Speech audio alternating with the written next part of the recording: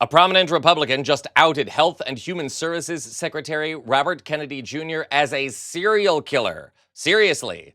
And frankly, even in an age when hyperbolic rhetoric comes baked into political discourse, this is a new level of alarm.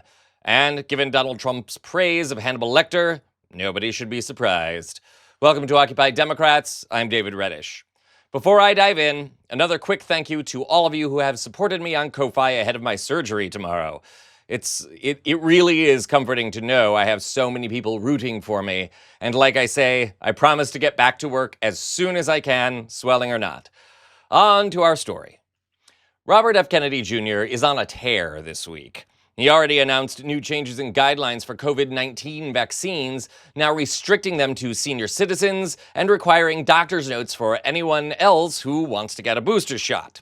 A number of news outlets have also reported that he plans to ban the vaccine completely in the coming weeks, just as a new variant of the virus has emerged. What could possibly go wrong? In the wake of the mass shooting at Annunciation Catholic School in Minneapolis this week, Kennedy has also come out of his rat's nest to blame mental health medication for the shooter's actions. Take a look. And one of the culprits we need to examine is whether the fact that we are the most over-medicated nation in the world, and that a lot of those are psychiatric drugs that have black box warnings on them that warn of suicidal and homicidal ideation. Okay, for the record, SSRIs are generally considered the best form of treatment in conjunction with psychotherapy for teenagers struggling with depression or certain mental illnesses. While it is true they can, in very rare cases, increase thoughts of suicide, they don't increase thoughts of violence toward others, and a wealth of research suggests they are much better at preventing suicide. In other words, the benefits far outweigh the risks.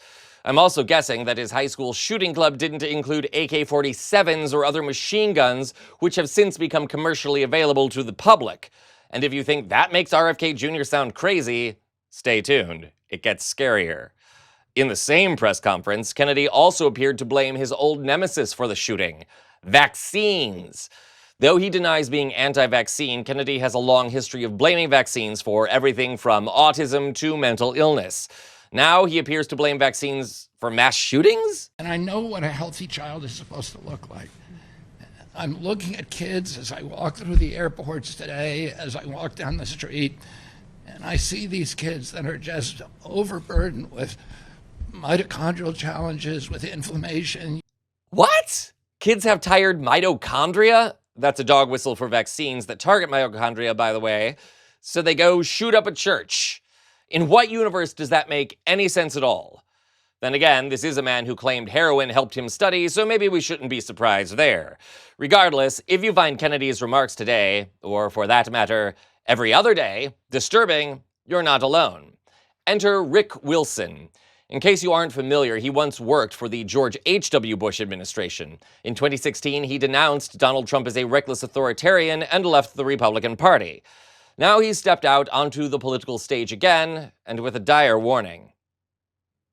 The Raw story published portions of a lengthy essay by Wilson today, originally posted to his Substack. In it, he referred to Robert Kennedy Jr. as a, quote, serial killer. Referring to Kennedy's firing or forcing the resignation of several other CDC officials this week, Wilson writes, quote, RFK Jr., heroin addict, sex addict, anti-vaccination lunatic, and aspiring architect of millions of deaths, purged the CDC last night. RFK is purging the CDC so he can replace professional doctors, scientists, epidemiologists, virologists, and public health experts with anti-vax cranks, horse dewormer morons, radical eugenicists, and inhumane conspiracy screamers, close quote. Wilson further writes, quote, I don't know how this ends, but I know if it's the last damn thing I do on this earth, this son of a needs to be held to account. I'm in favor of a short show trial, then a choice of wolves, horsewhipping, or brisking hanging from a local tree. End quote. In other words, Wilson is sounding the alarm that Kennedy's anti-vaccination beliefs, as well as his other cockamamie nincompoop ideas about medicine, will cost millions of American lives.